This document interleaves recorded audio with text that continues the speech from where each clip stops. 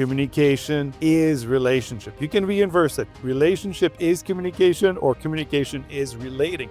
We are creating our relationships, co-creating to be more precise, with other people.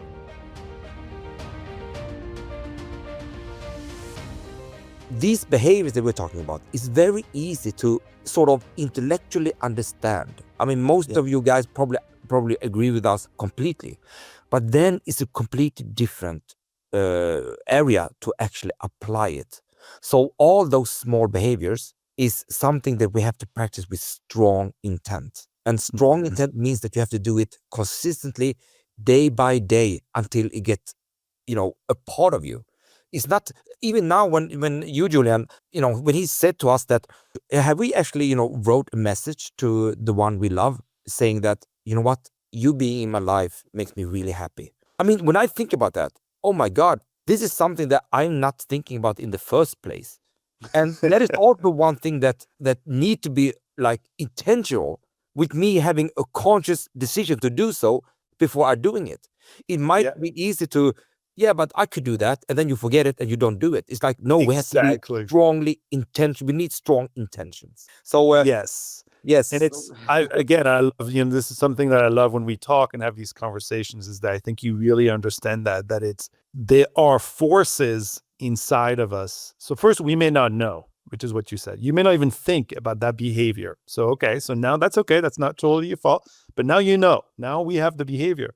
You're going to find yourself that there are internal forces that prevent us from making this move. And some of it are expectations, the way we think about what will happen.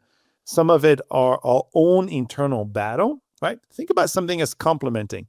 Complimenting is easy. It's just telling another person what you like about them, what you value about them, the strength that you see in them. But sometimes the critical part of us always see other problems, right? She's doing this, she's doing that, she's not doing this. So we're seeing this, so suddenly the compliment disappears. So good communication is about, this is why I developed the model. Actually, it's a reminder, you know what? I may be critical, but what's going to build relationships is complimenting. I may want her to focus on me, but maybe if I start by listening deeply, we will be in a place where the dialogue will emerge. So I am trying to fight against those forces. Primary dialectical, we call it a dialectical tension in relationship maintenance. It's a dialectical tension because it's an opposite contradiction that never goes away. And in relationship, the contradiction is revealing information and concealing information. Well, if all you do is conceal information, the relationship is going to lose closeness. That's just a fact. But if you move in the revealing realm, right, then you're going to be in a position to make the relationship more personable. So, it's so interesting to remember that they seem easy. I think they're simple behaviors, but they're not easy to do because there are forces that sometimes, internal and external forces, that prevent us from doing them. Yes, and one of the very interesting part here is actually that when it comes to concealing, like concealing information, many times it's not intentional. Many times it's actually from the men's side to be able to use the right communication behavior to make the other partner to start revealing.